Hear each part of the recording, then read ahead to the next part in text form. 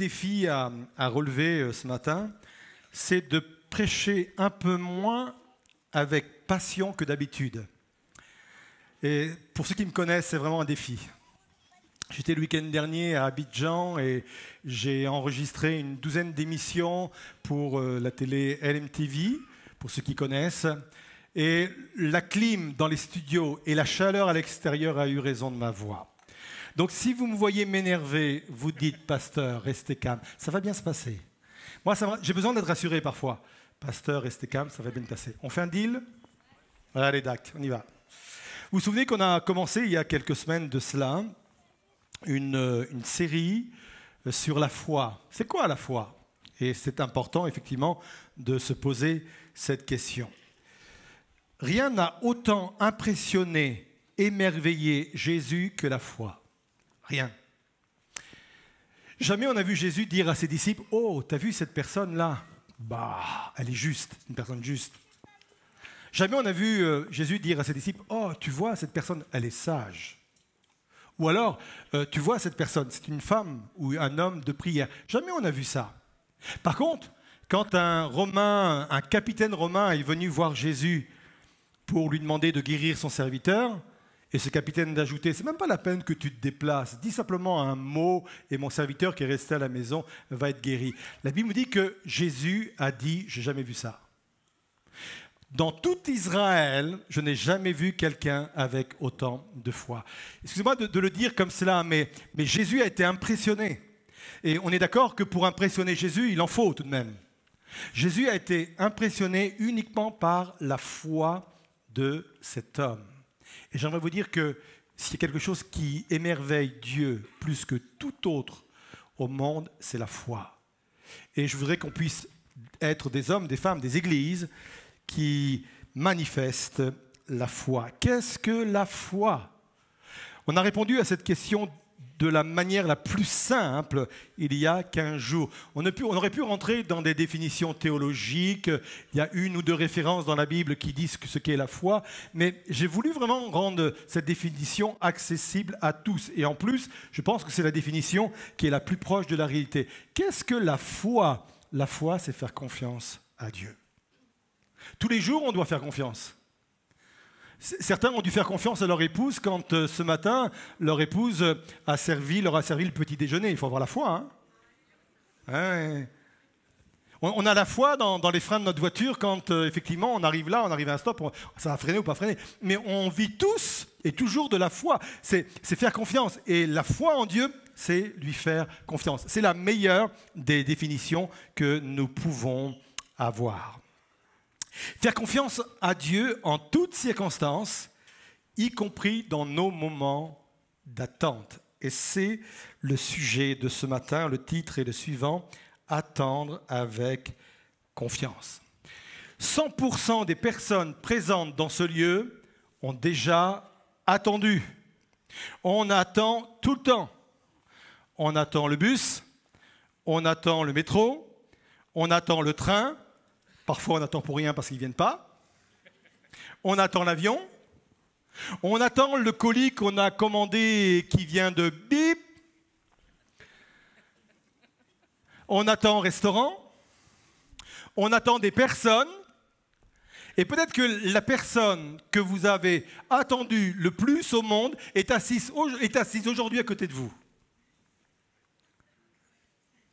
Je ne vais pas mettre la zizanie dans les couples, hein. On attend tout le temps.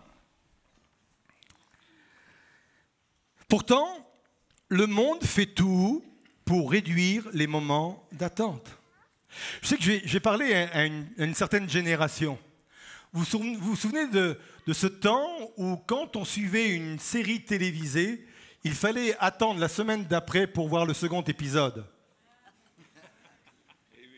Et vous avez des gens aujourd'hui qui se disent « Mais moi, je ne sais pas que ça existait comme ça ». Aujourd'hui, on a toute la série entière et on a même toutes les séries entières. Et même certaines personnes sont capables de prendre toute la nuit pour regarder toutes les séries. Je ne dis pas que c'est une bonne chose. Avant, se connecter à Internet, ça se méritait. Hein. On avait des modems qu'on appelait 56K. Vous vous souvenez, pour les plus vieux, le bruit que ça faisait. Et il fallait attendre, et il fallait attendre. Aujourd'hui, pour se connecter, quand ça prend 10 secondes, on dit « mais ça rame !» Je sais, c'est ma séquence petit vieux. Mais on a vécu toutes ces choses-là. L'attente, aujourd'hui, est considérée par notre société comme une anomalie qu'il faut à tout prix corriger. Cette compréhension du monde participe à son dérèglement.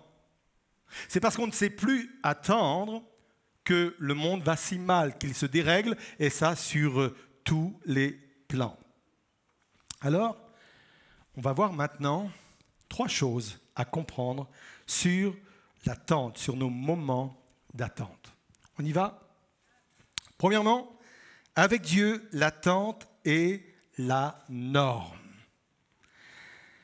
Si je veux développer avec Dieu une nouvelle relation, si je veux avoir accès aux bénédictions de Dieu, si je veux entrer dans les plans que Dieu a préparés pour moi, il faut me préparer à attendre. L'attente n'est pas une exception pour Dieu, l'attente fait partie de la norme. Et j'ai vraiment besoin de comprendre cela et ça va bien m'aider à évoluer si je comprends que c'est la norme de Dieu. L'attente est la norme de Dieu. Pourquoi ? Premièrement, parce qu'on l'a vu il y a quelques semaines de cela, il y a plus d'1 mois, parce qu'il est le Dieu, parce que Dieu est le Dieu du processus. Et je reviens là-dessus parce que je trouve qu'on ne l'a pas assez intégré et c'est la raison pour laquelle aujourd'hui on passe à côté de beaucoup de bénédictions. On a souvent eu une théologie du Dieu de l'instantané. Et quand Dieu n'intervenait pas d'une façon instantanée, on remettait en cause parfois notre foi, on remettait en cause notre vie intérieure, notre vie de prière. Mais on a prêché, excusez-moi, une fausse théologie sur le sujet. Quand vous lisez toute la parole de Dieu, le Dieu que l'on sert est un Dieu de processus. Et je voudrais vraiment que ce soit bien emmagasiné dans nos esprits. Le Dieu que l'on sert, c'est un Dieu du processus. Je vais remettre devant vous la définition que j'avais mise sur le processus. Un processus est une série d'actions ou de mesures prises en vue d'atteindre un but particulier. Si vous prenez l'exemple du salut, le salut, c'est vraiment un exemple parfait pour nous montrer que derrière le salut, il y a le Dieu du processus. Quand Adam et Ève, dans le jardin d'Éden, ont malheureusement mangé le fruit défendu, désobéi à Dieu. Tout de suite après la désobéissance, Dieu va donner une promesse à l'humanité. Il va dire que la tête du serpent allait être écrasée. Et pour ceux qui connaissent le contexte et pour ceux qui connaissent la parole de Dieu, on sait que là, c'est une promesse. C'est la première promesse. C'est la promesse que Dieu va envoyer un sauveur. Mais entre le moment où Dieu a donné une promesse et la réalisation de la promesse, le Dieu du processus a mis les étapes nécessaires pour arriver à la promesse. La première étape que Dieu a mise, c'est l'étape de la loi. La loi fait partie du processus. Pourquoi Dieu a donné la loi? C'est pour nous montrer qu'on était incapables par nous-mêmes de nous sauver. Dieu dit, vous pouvez espérer vous en sortir sans sauveur. Ok, eh bien, si vous voulez vous en sortir sans sauveur, il faut que vous obéissiez à toute la loi. C'est pour ça que la Bible nous dit que la loi agit comme un précurseur, comme un homme ou une femme qui nous conduit à Christ. Ça fait partie du processus. On a l'impression que tout l'Ancien Testament, c'est du temps perdu. On a l'impression que tous les lois, les commandements, c'est du temps perdu. Non, ça fait partie du processus. Après, la Bible nous dit, je passe sur différentes étapes, la Bible nous dit que Jésus est arrivé au temps marqué. Ça faisait partie du processus. La Bible nous montre également que Jésus est mort au temps marqué. À un moment donné, on voulait le tuer avant l'heure, et la Bible dit que son heure n'était pas encore venue. Bref, pour toute promesse, quelle qu'elle soit, et la plus grande, c'est comme celle du salut, on voit la marque d'un Dieu du processus. Et quand je regarde ma propre vie, où j'en suis aujourd'hui, Dieu m'avait montré des choses il y a des années et des années qui se réalisent aujourd'hui et qui vont se réaliser demain. Mais je vois la marque du processus, du Dieu de processus. Il faut attendre. L'attente fait partie de la norme de Dieu parce que nous servons un Dieu du processus. Vous êtes là? L'attente est la norme de Dieu parce que Dieu a décidé d'avoir recours aux promesses. Suivez-moi. S'il nous est agréable de recourir aux promesses, s'il nous est agréable de recevoir des promesses, il faut comprendre qu'une promesse nécessite forcément un temps d'attente. C'est la définition même de la promesse. Je m'explique. Imaginons, je dis bien imaginons que vous ayez un souci d'argent. Je répète, imaginons. Et que vous veniez me voir en me disant, « Pasteur, vous ne pouvez pas me dépanner ?» Encore une fois, imaginons. Vous ne pouvez pas me dépanner parce que je suis un peu à court. Si j'ai de quoi vous dépanner et si j'ai la volonté de vous dépanner, je n'ai pas besoin d'avoir recours à une promesse. Ce que je possède, je peux le donner maintenant. Vous êtes d'accord ? Mais si je vous promets que ça va le faire, eh bien, il faudra attendre parce que ça devient une promesse. Dieu a décidé dès le début d'avoir recours à un système de promesses. Il aurait pu décider de vivre dans l'instantané, mais dès le début, Dieu a mis ça en ordre. Je veux bien que vous compreniez, Dieu a mis en ordre de dire, moi, je vais avoir recours à chaque fois aux promesses. Donc, une promesse, par définition, nécessite d'attendre. Pourquoi Dieu fonctionne en mode promesse et non pas en mode instantané? Pour plusieurs raisons. Mais je vais en retenir que deux. Dieu ne veut pas faire de nous des enfants gâtés. Je pense que ça parle à tous les parents, ça. Hein? Heureusement qu'on n'obéit pas à nos enfants à chaque fois qu'ils demandent quelque chose. Hein? Heureusement. Hein? Je pense qu'ils auraient été... Aujourd'hui, ça serait des enfants ingérables. Je sais qu'on n'a pas le droit de le dire publiquement, mais je vais quand même le dire, des têtes à claques. Parce qu'ils auraient été mal élevés. C'est bon pour un enfant d'avoir la frustration, vous le savez? C'est bien que votre enfant soit frustré de temps en temps. Parce que s'il n'est pas frustré, ça va être compliqué demain. Et Dieu agit comme un père. Dieu est notre père, nous sommes ses enfants.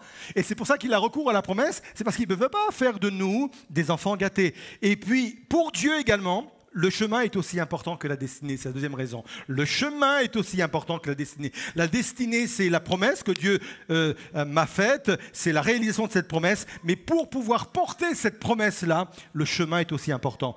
Dieu est en train de me former pendant ce processus pour que je puisse porter convenablement la promesse. C'est la raison pour laquelle, entre autres, il y en avait d'autres, que Dieu fonctionne en mode promesse.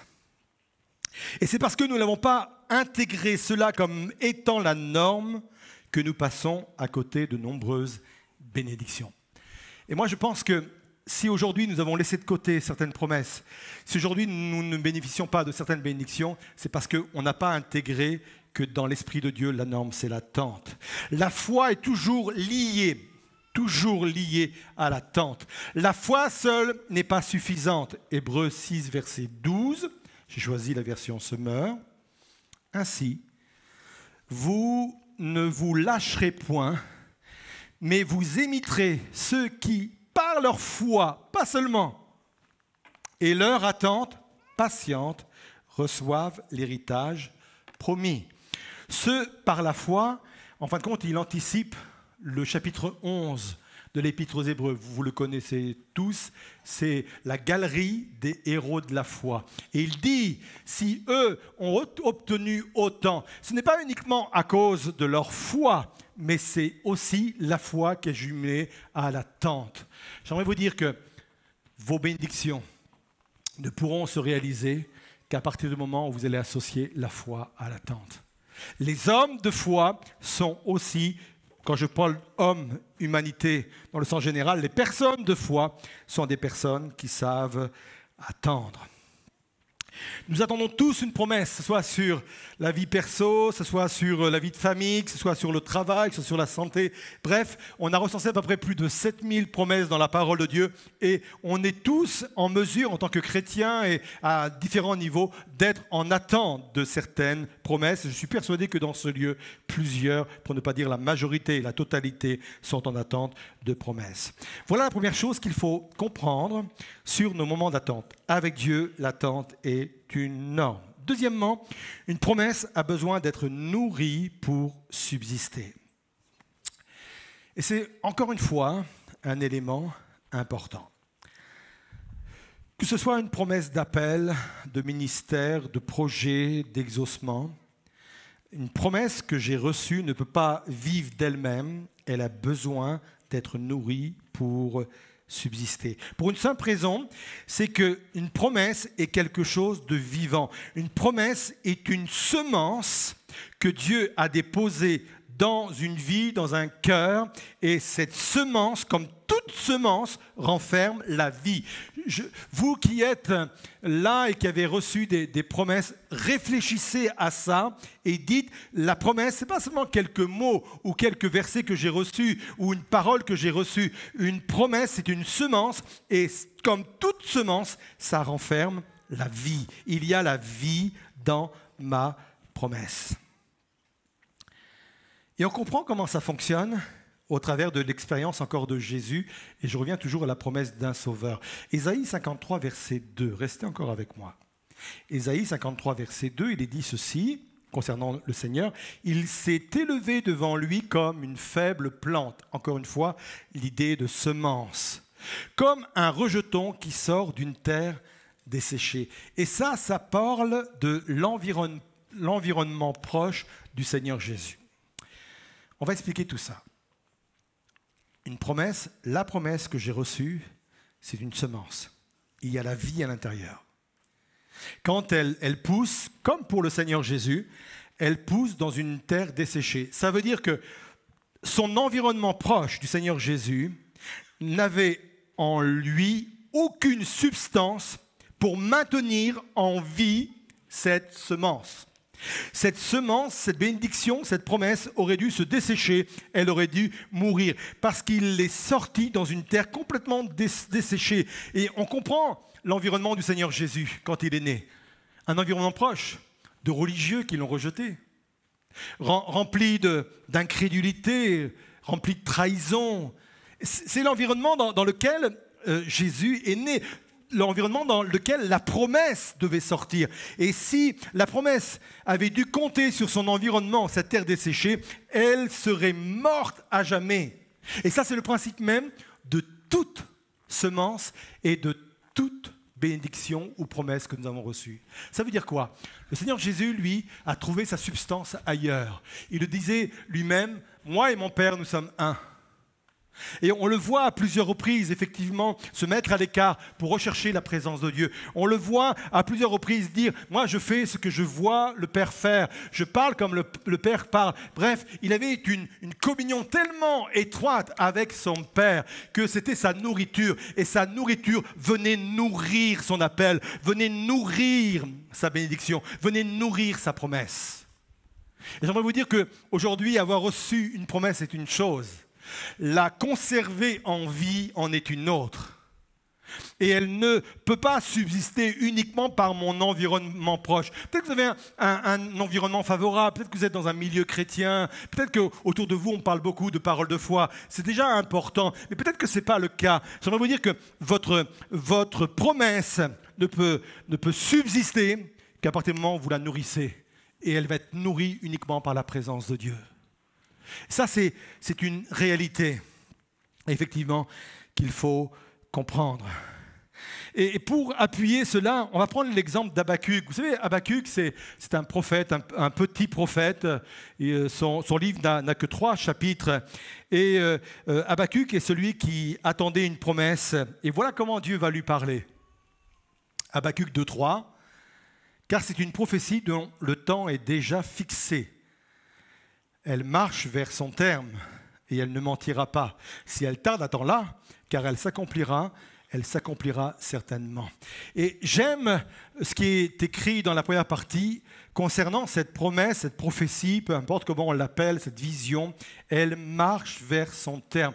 Je l'ai souligné volontairement pour une simple raison. C'est que le verbe marcher ici, c'est le mot grec powak qui veut dire respirer.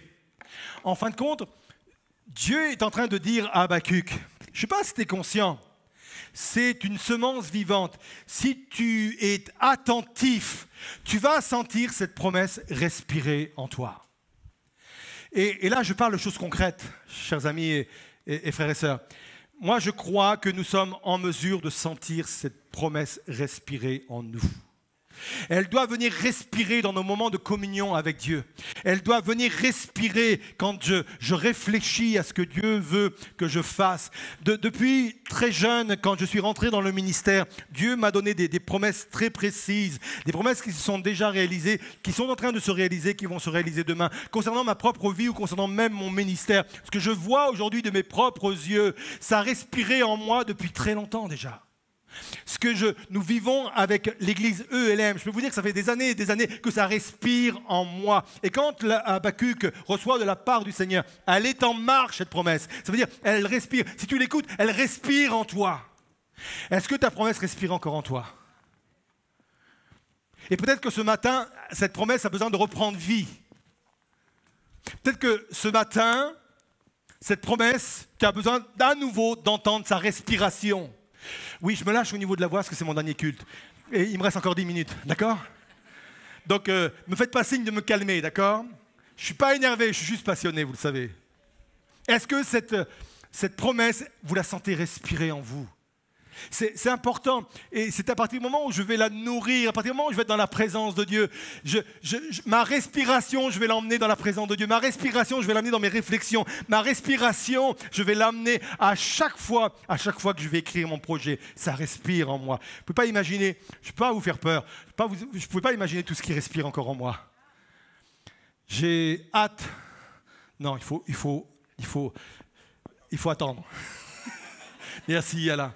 Il faut attendre. C'est mon impatience. J'ai hâte de voir, j'ai hâte de voir ce que Dieu va encore faire, mais on sert un Dieu merveilleux. Amen. Ça méritait, oui, c'est ça. Ça méritait quelques acclamations. En fin de compte, le fait qu'elle respire en moi, cette promesse, c'est la foi, en fin de compte. Elle n'est pas encore accomplie et pourtant elle est déjà présente en moi. C'est une façon de la posséder par avance. Le fait qu'elle respire en moi, c'est une façon de la posséder par avance. Et c'est une autre définition de la foi. La foi, c'est ça, c'est sentir la promesse de Dieu respirer. Est-ce qu'elle respire encore en toi? Amen. Amen. Allez, une troisième chose et une dernière chose sur ces moments d'attente. Je pense qu'on n'est pas assez conscient de ce qu'on va partager maintenant. Dieu veut que je comprenne ce qui se passe pendant ce temps d'attente. Parfois, c'est sûr, il nous demandera d'agir sans comprendre. Mais j'aimerais vous dire que ce n'est pas forcément la norme. On en a fait souvent une norme au milieu de nos églises, surtout nos églises évangéliques. On en fait une norme. On a pris des exemples comme par exemple Abraham qui partit sans savoir où aller. Il faudrait bien l'expliquer, parce que certes, il est parti sans savoir où aller, mais au fur et à mesure, Dieu lui a montré également des choses. Et on pense que c'est la norme. Tu n'as pas besoin de comprendre. Toi, tu es Dieu, toi, tu es un petit bonhomme, et tu n'as rien à comprendre. Et laisse Dieu à sa place, et toi à ta place. Et puis, de toute façon, la Bible dit que ses pensées sont au-delà des miennes, etc., etc. Et c'est juste pour dire, toi, boucle là, il n'y a rien à comprendre. J'aimerais vous dire que ce n'est pas la théologie que je vois dans la parole de Dieu. Dans ces moments d'attente, on sert un Dieu qui est pédagogue. On sert un Dieu qui est rempli de bon sens. Et j'aimerais vous dire que Dieu veut que je comprenne ce qui se passe, quand rien se passe, quand effectivement je ne comprends pas. Parfois, mais ce n'est pas une norme, parfois il me dira, là, fais-moi confiance. Et avance, mais fais-moi confiance. Tu ne comprendras pas, mais fais-moi confiance. Mais dans la majorité des cas, il aime que je comprenne. Prenez, on revient sur Habakkuk, d'accord ? Il dit ceci, j'étais à mon poste et je me tenais sur la tour, verset 1er donc. Je veillais pour voir ce que l'Éternel me dirait et ce que je répliquerais après ma plainte. Le contexte est le suivant. Habakkuk est profondément préoccupé par la dégradation des valeurs morales qui l'entourent. Il ne comprend pas pourquoi Dieu n'intervient pas et il entame un dialogue avec Dieu. Il a déjà posé des questions à Dieu et là, il est sur sa tour en train de guetter là où les réponses. Il y a des réponses qui lui satisfont, il y a des réponses qu'il trouve un peu courtes. Et il n'est pas d'accord avec la réponse de Dieu. Ça fait penser un peu à nos conversations sur WhatsApp. Il y a des moments, des fois, c'est frustrant. Pour ceux qui ont paramétré ça, quand on envoie un message, on sait que la personne l'a reçu et on sait quand elle répond. Daniel Potier écrit. Et parfois, ça écrit longtemps, pendant 1 minute entière, et on s'attend à un grand message, et le seul message qu'on reçoit, c'est « OK ». C'est frustrant, vous avez déjà vécu ça. Nous, on s'attend à un grand message, on s'attend à des grandes explications, et la seule explication, c'est « OK ». Et Habakkuk, il est un peu dans ce sens-là, il dit « Oh, ta réponse, elle est un peu courte, là ». Moi, je m'attendais vraiment à une autre discussion, un autre dialogue avec toi. J'aimerais vous dire ceci, et c'est ça qui doit venir révolutionner notre façon de vivre nos moments de prière et notre relation à Dieu.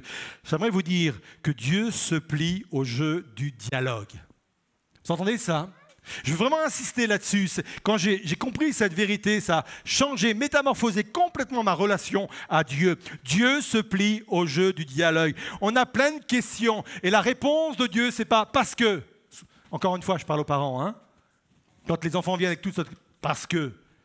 Encore une fois, Dieu est pédagogue, Dieu aussi donne des explications.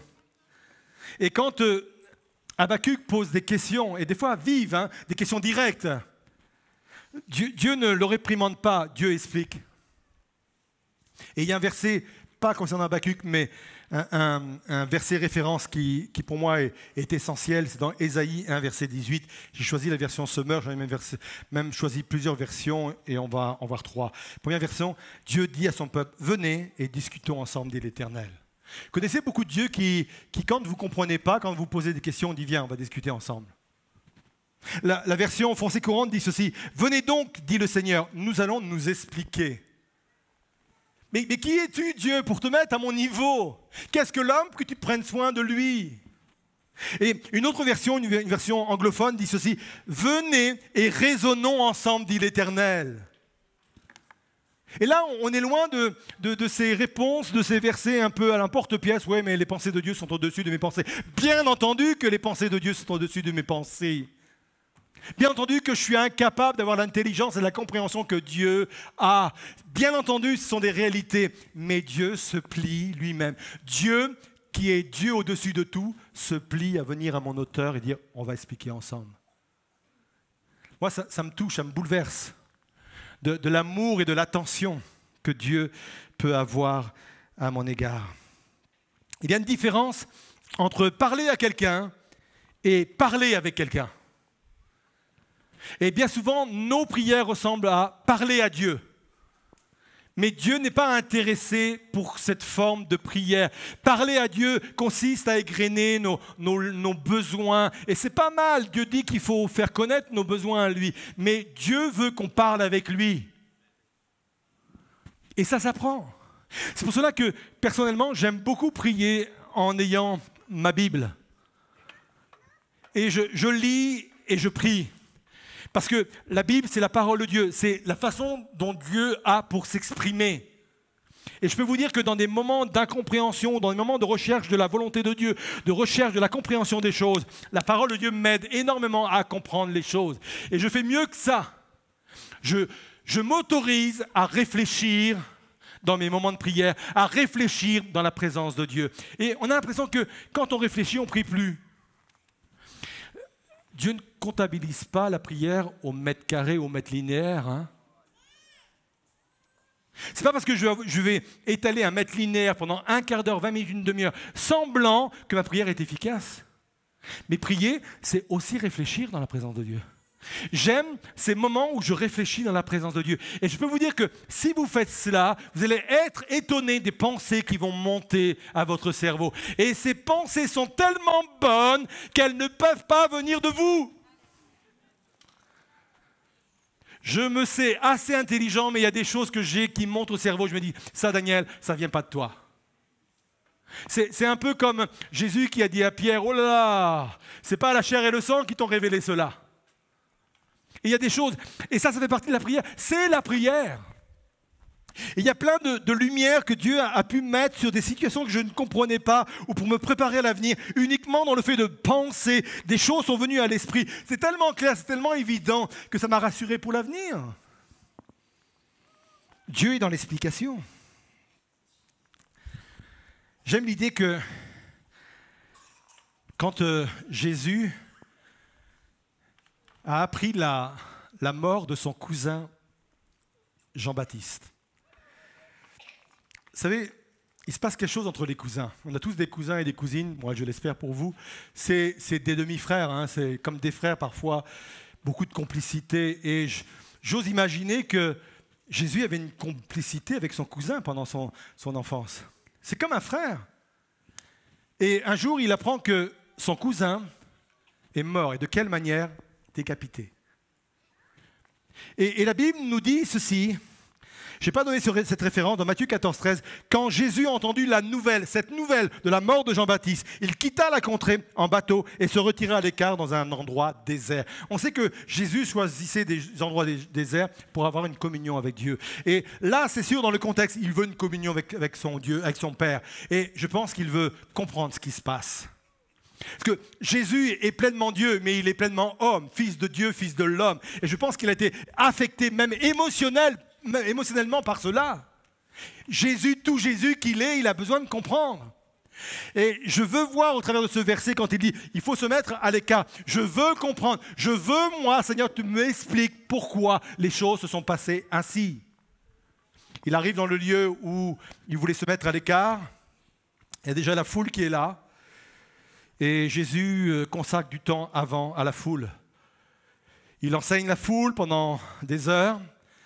Il fait tard, il ne veut pas renvoyer la foule comme cela et ça débouche sur la multiplication des pains et des poissons. Vous connaissez tous cette histoire. Et au bout de cela, qu'est-ce qu'il fait?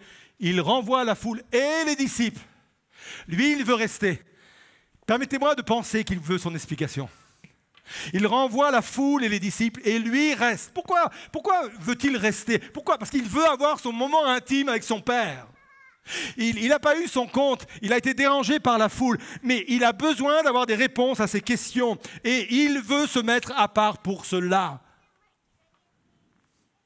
Si Jésus avait besoin de comprendre, parce que Jésus a eu besoin de comprendre, il a appris, dit l'Écriture, quoi qu'il soit fils, il a eu besoin de comprendre.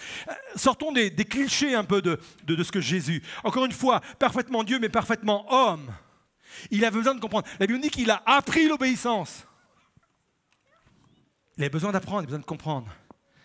Moi, je crois que si nous sommes sincères avec Dieu, et je n'en doute pas, moi, je crois que Dieu veut que nous puissions comprendre pourquoi il y a un tel delta, une telle attente. Il veut répondre à nos incompréhensions. Pour une bonne raison, c'est que quand je comprends pourquoi les choses arrivent, ça donne du sens.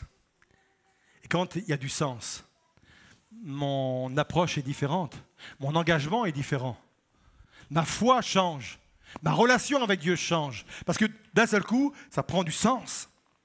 Et j'aimerais vous dire que Dieu n'est pas contre le fait de donner du sens à ce qui m'arrive. Et je sais que c'est peut-être un message peut-être nouveau pour certains, mais arrêtons d'être binaires, et comprenons que Dieu est beaucoup plus complexe qu'on le pense. Il veut donner du sens à ce qui m'arrive. Il veut m'expliquer, à moi d'aller chercher cela dans la présence de Dieu. Je vais conclure. Maintenant, on continuera la semaine prochaine. On va rester, bien entendu, sur cette thématique. On va rester quelques instants ensemble. Je voudrais vous inviter à vous lever avec moi à votre place et on va rester encore quelques instants sur cette pensée de la foi. Peut-être que l'attente a eu raison des promesses que Dieu avait déposées sur vos vies.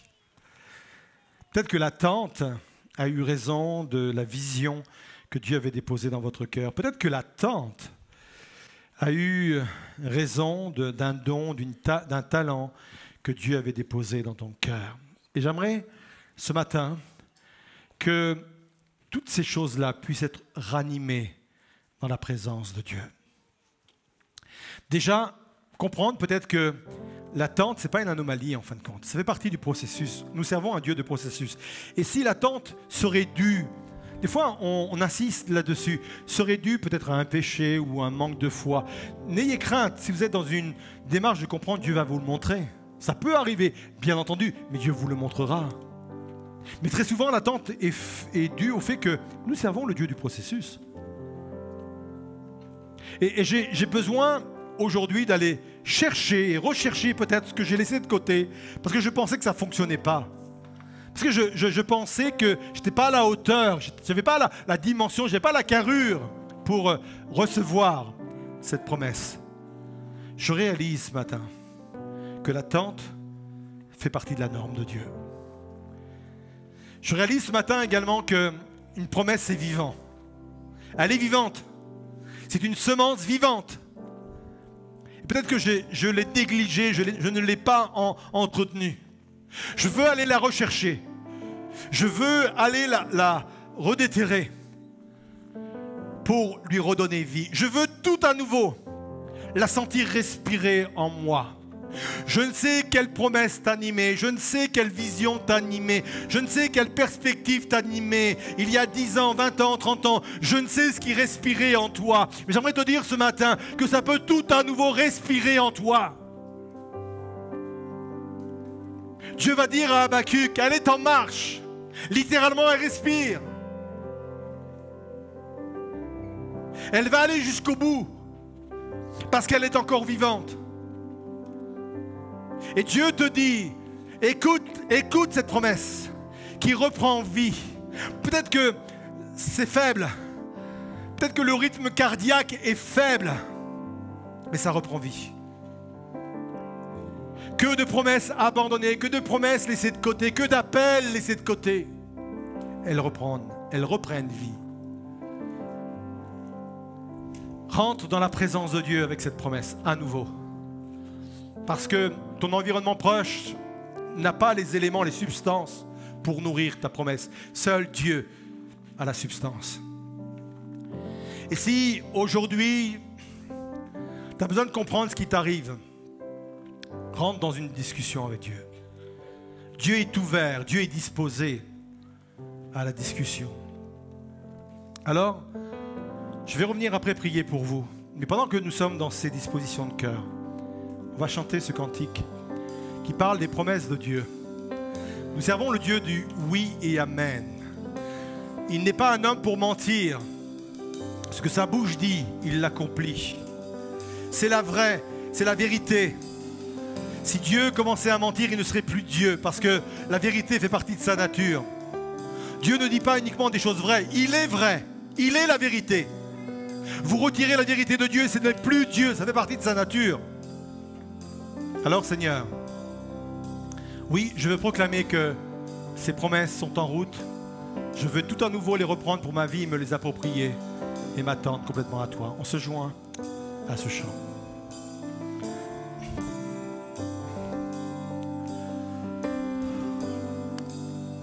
Dieu peut faire infiniment et au-delà.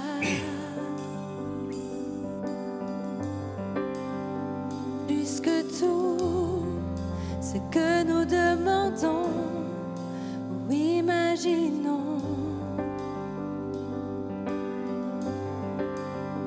Tes promesses sont oui et amen. Elles se réalisent.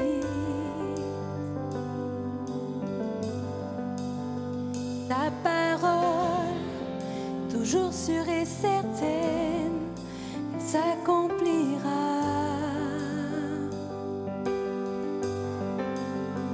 Car Dieu est puissant. Dieu est puissant. Dieu de l'impossible. Je sais qu'il peut tout accomplir. Tout accomplir, il est sans limite. En lui, je peux tout accomplir. Tout accomplir. Dieu est grand, majestueux, il règne en roi, il ordonne et calme les tempêtes, il ordonne et calme les tempêtes, il a tout pouvoir, par sa force incomparable, et nous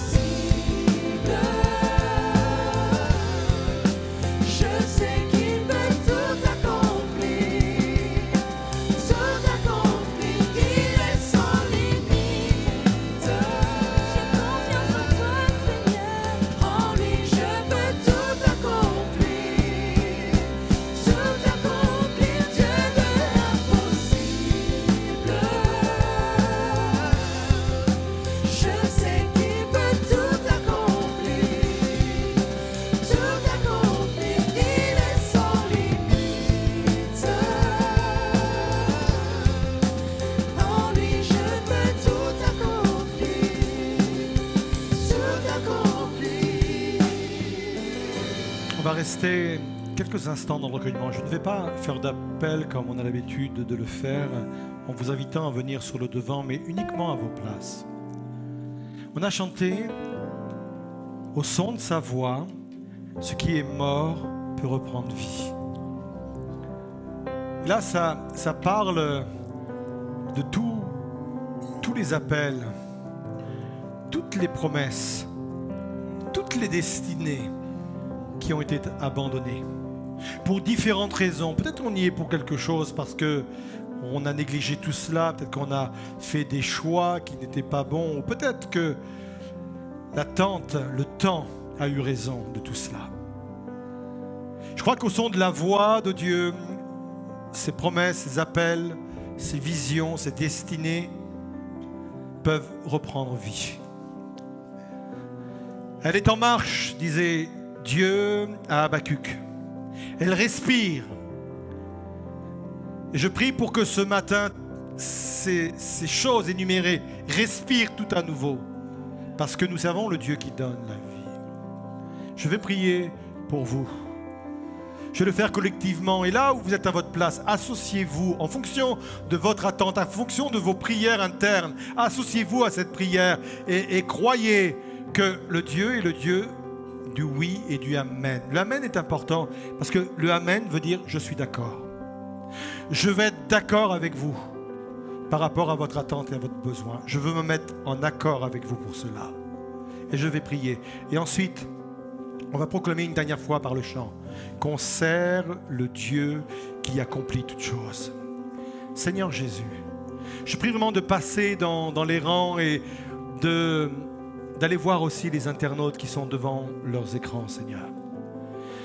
Que ce qui est mort en eux, ça peut être un appel, ça peut être un ministère, ça peut être une promesse, ça peut être une destinée qui était vivante, qui vibrait au-dedans des âmes et des cœurs depuis des années, Seigneur, et qui aujourd'hui n'est plus. Tu es celui qui ranime non seulement le premier amour, mais tu ranimes également, Seigneur, les promesses. Seigneur, je souhaite que tu puisses permettre à ce que tout à nouveau, ces choses respirent en eux, Seigneur Jésus. Seigneur, respire en eux. Devienne leur vie. Viennent donner du souffle à leurs projets. Viennent donner une respiration à leur vie de prière. Viens donner une respiration, Seigneur Jésus, à leur réflexion, Seigneur. Que tout à nouveau, Seigneur, ça puisse respirer au-dedans d'eux. Parce qu'on sert le Dieu de l'impossible, Seigneur. On sert le Dieu qui voit grand. On sert le Dieu qui voit loin. On sert le Dieu qui veut nous emmener vers le grand et vers le loin. Merci, Seigneur, pour cela. Et je prie de bénir chacun et chacune dans sa disposition de cœur ce matin.